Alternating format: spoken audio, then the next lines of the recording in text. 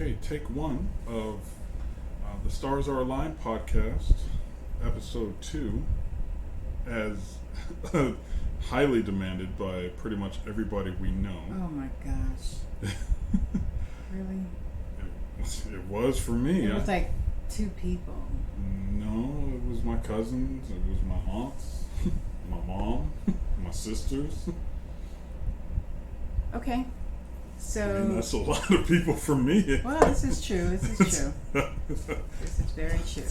I don't know if you recall, but last episode I told you we rolled deep, so they heard, Yeah. And I want to thank everybody for responding to the post and giving us great feedback, and hopefully we get some more. Yeah, this swiftly became one of the most viewed videos on the channel. On what channel? On our YouTube channel. The most viewed ever from anybody? No, from our channel. Oh. Okay. Yeah, most viewed ever is like 25 million. Yeah, I'm about to say. Pushing it, bro. Pushing it. So today we wanted to talk about the love languages and how to effectively support and communicate your significant other.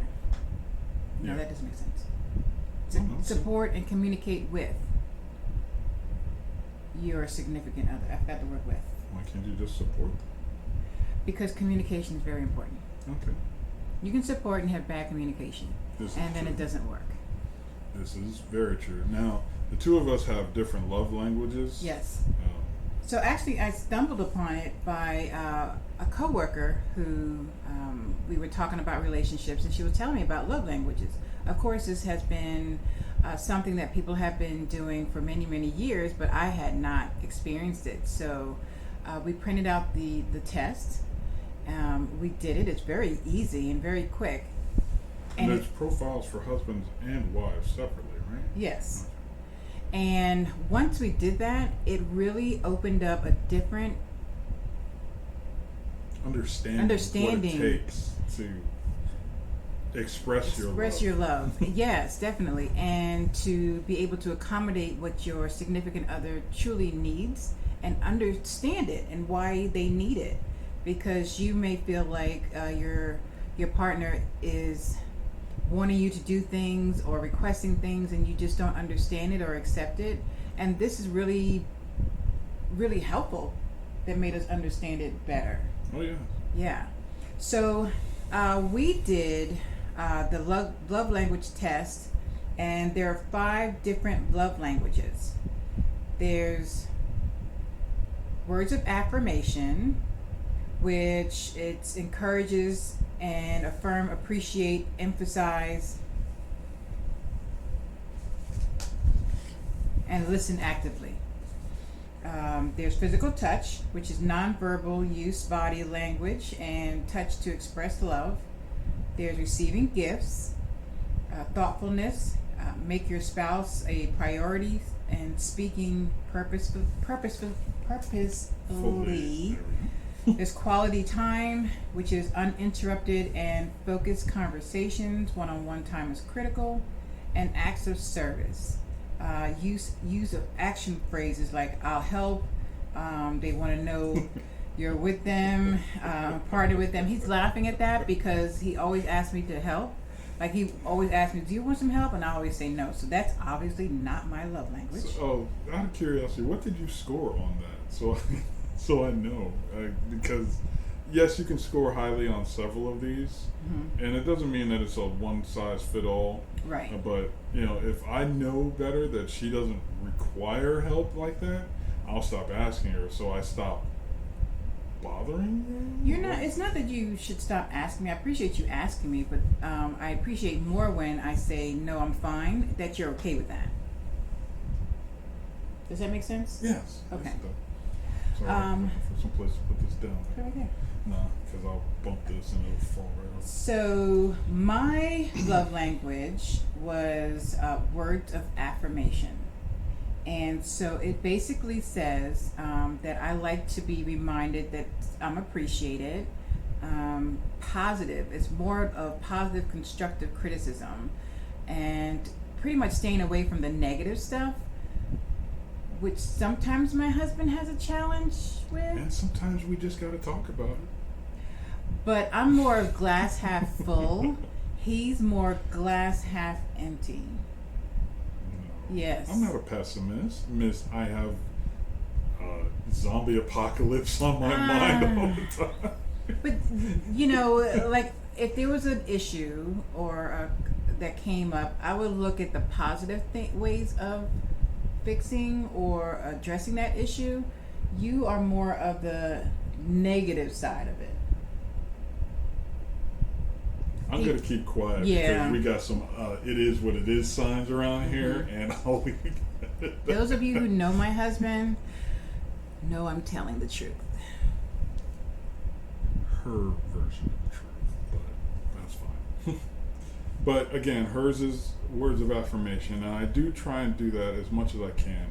When we wake up, I'm always telling her I love her. You, yes. I always say I appreciate everything she's doing. I ask questions about, like, can I be doing things to make things better? Yeah, for her that he all does. The time. Yeah. And as long as I'm doing well, and to Tails out of school, I let her know that she's sexy all the time. She ain't got to worry about that in the least bit. And that is so important. I've actually told the story to a lot of my friends. I would say myself, I'm not a 10. My husband's not a 10, but together we're like 110. So, he makes me feel beautiful and amazing and smart. And so I appreciate you for that. Right. Even earlier today, she was out in the garden and I was like, okay, keep messing around with all this bending over and stuff. Yeah. He has a habit of, anything is sexy when I could be washing dishes and you could hear him creeping up behind me. But I love that because if I didn't have that, I would be worried. I never experienced that before, so experiencing that from my husband really makes me feel very beautiful. And it's not that I have low self-esteem. I think of myself very positively without you telling me things. Mm-hmm. But knowing that these words are coming straight from my husband, it just makes our love so much stronger. And she knows I mean it. Yeah, too. Oh yeah, I know he means it. He's not just saying words to check a box. It's he means it. We say goodbye. We love each other every time we separate from each other. I try and tell her before she goes to sleep, and again when she wakes up. Sometimes I miss her on the sleep side, but that's what it is. So what's yours, babe? Oh, my love language is physical touch. Now, it could just be as simple as put her hands on my shoulder, or just hold my hands while we're laying in bed, or heck, any physical touch is enough for me to know that A, she's there, and B, she's still in love with me because you okay? Well, it's hard to see. It's like my hair's going a different direction so I can't really tell. So you tell her she's cute, and then she starts getting all fussy. I can feel hair in my face. Okay, sorry. All right, no problem. That backwards thing. We can edit that. Yeah, it is what it is. Yeah. Oh, okay. It is. You heard her. Flaws say and all. Right. Flaws and all. But yeah, it lets me know that she's there, and the way and like the intensity of the touch, it'll let me know how she's feeling. If she's feeling, even sickly or tired or anything like that, I can know that through the way she's touching me, and I can kind of adjust appropriately to that. And of course, if I'm feeling sickly or tired or anything like that, and she's just hands on my shoulder or holding my hands or just rubbing on my face or my arm, that's expressing love to me, and I really thoroughly appreciate that and enjoy it. And the thing is, before we did this test, I'm not a huggy, touchy, feely person. I'm kind of like, I mean, not that I don't like to have a hug. I'll hug, but I'm not. You don't need. Yeah, I don't really need. Yeah.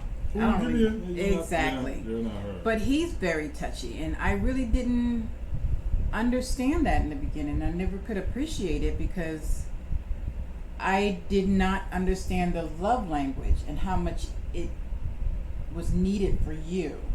So once we did that test, then I was able to mentally, my whole mindset changed as to how important it was for him. So it no longer was an effort on my part, and it was no longer a negative thought.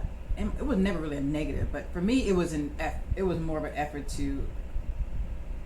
At the start, it's now just it's what we do. Yeah. It's become second nature. Yeah. But now, just for him, knowing that that's what he needs, I can appreciate it more and give it to you more. So, and I know the love language, like you said, it could just be a touch. It doesn't have to be, you have to ravage the person. Although that's fun too. Lord have mercy. His thing, she his phrase. Said for life. That's his phrase is always, "You're never safe. You're never safe."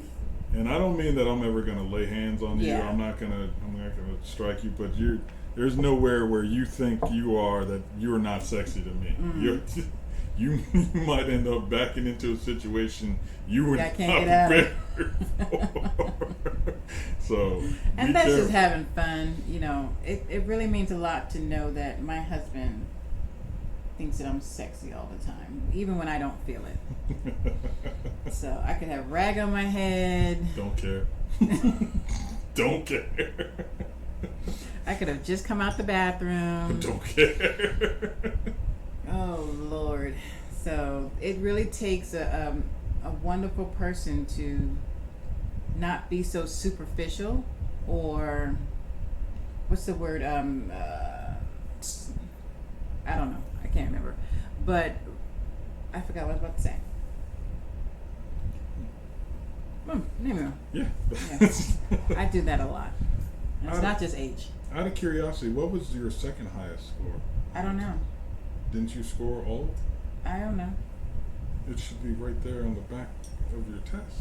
I know, but I didn't. You didn't write the scores down? I don't know. I did. So, with knowing that, like a lot of things that come to light, I don't know, babe. I should have read this prior too. No, it says it right underneath it. You can just read it. But, See what I mean? So, it's literally right here. Okay. I don't know what she wants. So how do you do it? Okay, the 8 second highest score is acts of service. That makes so much sense. Wow. So my second highest, I didn't realize that's what that meant. Was acts of service. Receiving gifts was my lowest. Right, and for me, receiving gifts was also my lowest.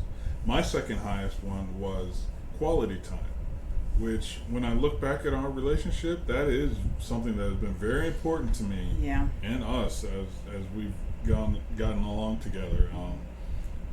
Before the kids, we were spending like the weekends just in bed with each other. And we don't have to entertain each other. No.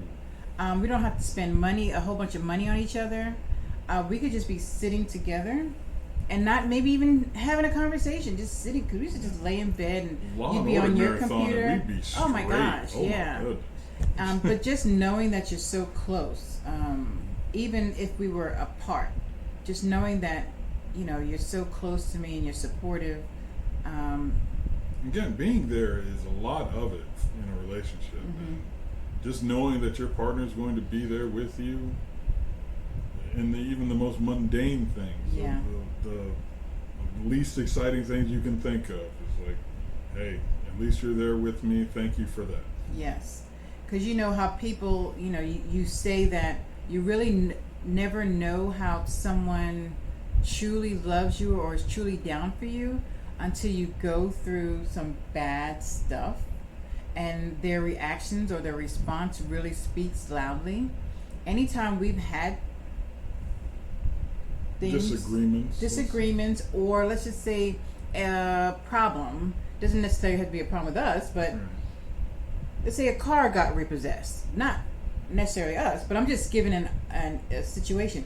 we're not blaming each other. We're not kicking each other when they're down. There's not a lot of why did you do Yeah, that? yeah.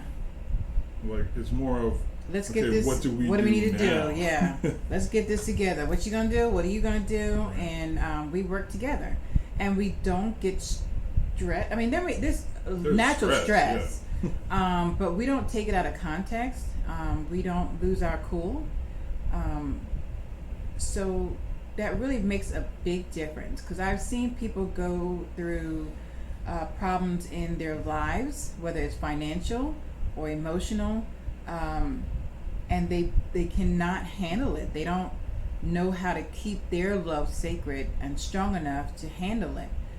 So they end up going their separate ways or saying damaging things to each other, and it snowballs. And you just can't come back from that.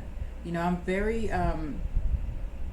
It's very important to me about selecting your words, because you can't take words back. So I've gone through some life lessons of still be kind. My thing with the kids are always just be kind. That's like so important to me. Yeah, and I get stuck on that because I need whatever it is done. So nice and kind aren't exactly the words that get the thing done. See, we're opposite. Yeah, you attract more flies with honey than vinegar, but sometimes the vinegar is the thing that needs to go down their throat. True. It's circumstantial. So there's definitely a lot of that going on, but it's not like I'm coming from a place of I'm going to cause trauma or harm or anything like that. It's right. just I told you to do this, you didn't do it, now here comes the consequence. Right, because they do have to understand that life is not going to give them so many chances. And so it's kind of like you have to be assertive and forthcoming with what you're doing, and proactive. So that's one thing I do. One of the many things that I do love that my husband instills in our children is excuses are just not accepted. Yeah, I tell them all the time, don't be sorry, be better. Because if it's something that I know you don't know how to do, that's fine. I can accept that. But if it's something I have taught you how to do and expressly told you you need to do, don't be sorry. Get better at what it is you're doing. I mean, they play video games a lot and they get really, really good at them. And yes, it's a lot of pain and effort and respawning and all the rest of that, but they get really, really good at it. So I know they can learn, and I know they can try and strive for bigger and better things. So that's what I'm trying to stay on them constantly about, is get better at it. Make it so I don't have to tell you to do X, Y, or Z. Make it so if I do tell you that, I only have to tell you once. And we also tell them, do what you've got to do before you do what you want to do. Exactly. So back to the love language. Yeah, sorry, tangents. And that's not age either. That's just. One of the things I do know that when it comes to physical touch, that both of us really enjoy is, rubbing of the feet. So I have terrible feet. So do I. Times 100. Okay, they've gotten better. Thanks to the manicure and pedicures that my husband received for the first time this year. Yes, for Father's Day, wasn't it? Father's Day and no, Father's Day was the massage, and then. No, Father's Day was when we went to the hotel and. Yes, where the no massage. Spa. No massage. He received. What was that spa then? He received a mani-pedi for the first time. That was a pedicure at the hotel. Okay, pedicure at the hotel. Right. Yes, massage was some other time. So, and that's one way we've been working on self-care. Self-care is that we started doing massages and pedicures and stuff. Oh yeah, the first time they took everything off from the 1980s. We could have used the shavings for a snow globe, a Christmas play. Yeah, it was Woo, Oh, that was rough. yeah. Thank goodness she had humor about it as well. Yeah, I mean, it was pretty bad. And it happened again. So I don't know where it's. That Anyway, that was the '90s that they took off after. It's on the '80s. That was the first layer. They'll get to the 2000s and today later. But we definitely have a communication with rubbing feet. It's like we are talking without talking, because we can both tell by the rubbing of the feet, like how we're awake feeling, you are, how you're feeling, how is it a good time to talk to you right now? Yes. Is there something on your mind that you want to talk about right now? Yes. Are you ready to make love? Things like that. Right. So, but let me tell you a story. When we first kind of got together and we're starting to have relations, don't say anything, Ma. He actually, his toenails cut my toe really, really bad. And I was just so in love, and I didn't want to mess up anything. So I just took my other toe on the other foot and used it to stop the bleeding without breaking the stride, and applied pressure to the wound. I think, did I tell you that day, or did I tell you later? But that's how much that, even our foot language was important. I was still able to save my foot. But honestly, and I know it's kind of a joke, we've been tracking every little bump, bruise, scar, and everything else since that day. Yeah. And we have fun. Your Honor, just Your look Honor, at what she did to me. I have a bruise right here, Not, and please don't take it as it's abusiveness. definitely not abuse No, not at all. It's just because sometimes in the moment things happen. So okay, we can TMI. Yeah. Because you have family watching us. Fair enough. But they know we. Yeah, they've seen our kids. Deeply. They're watching our kids. So and we always talk about, and without getting too graphic, we always talk about how nice it feels to be intimate and trust each other completely. And we always say marriage sex is the best sex. And when you know that you have a partner who you can trust with your fears and your passion and your fantasies or whatever, Right. without judgment. Or worried that it's going to be spread out somewhere. Or that they're cheating on you. Or used against you at a later time. It's like, it is an impressive feeling. And again, we say it repeatedly. It comes up almost every time. And it's not just the sex. It's just the way we are together. I'm so glad that she is who she is and how she is. And I know she appreciates that I'm who I am and how I am. Yes. And we would be struggling right now if it weren't for the way that we are. Right. Because we've never changed each other. Right. Like we said previously, we have two different personalities, but we never went out of our way to change each other. We truly accept each other from day one, and we learn to appreciate those habits and those behaviors, and or if there was something that couldn't be tolerated, we did talk to each other about it, and we were able to respect each other enough to make those adjustments. But I mean, we have a sign right over there that says I love us. And yes, I love my wife, but I love us more, which includes me in that. It makes it part of my responsibility to provide for the us, because if it was simply just loving her is the only reason I'm still here, that'd be a problem, because there's some days where we don't. I may not like him that much that day, but I love him dearly. But being there for us makes it like, okay, we got to get through this. We're going to get through this, because us together is a very, very powerful thing, and I'm very attracted to that as well. Yeah. Not just my wife. And I've always thought that, I'm not a troublemaker, but if you come for me or my family, I will protect them at all costs. Exactly. So And if you come for her dog, make peace with whatever God you believe in, because it's coming for you. yeah, I'm pretty understanding, but I just don't like my family life disrupted, especially from outside, matters. So, and that's where we have had such a peaceful and serene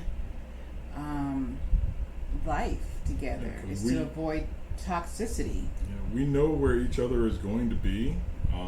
That counts for a lot. There's not a lot of change in all of that. I know that makes us sound boring as all get out, but we love it. But boring gets you to sleep faster. It's exciting.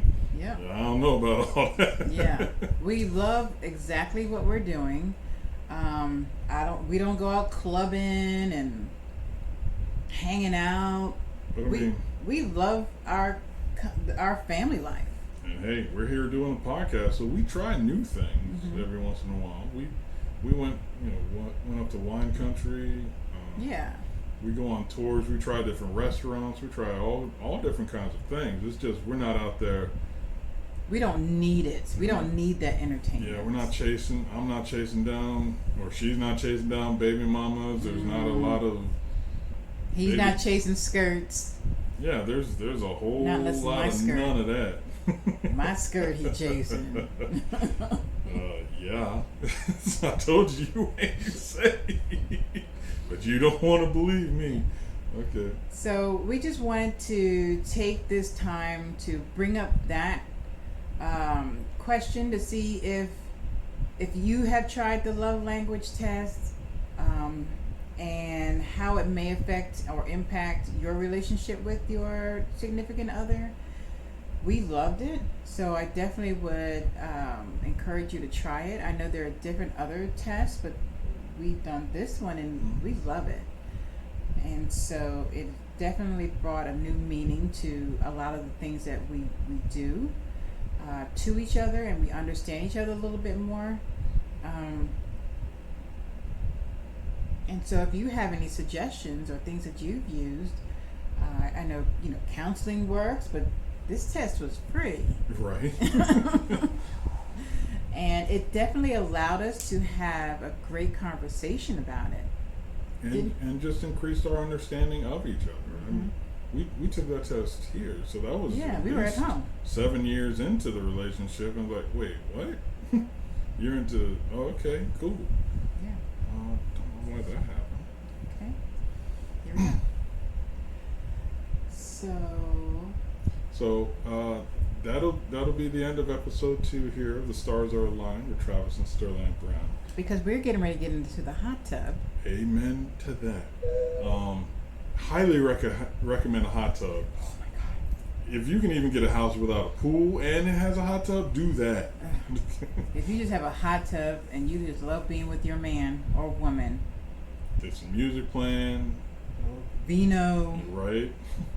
And you don't have to worry about nothing. Just love the heat and love the conversation. And the companionship, just being out there, it's like, okay, yeah, this is all the stress of the day wears away.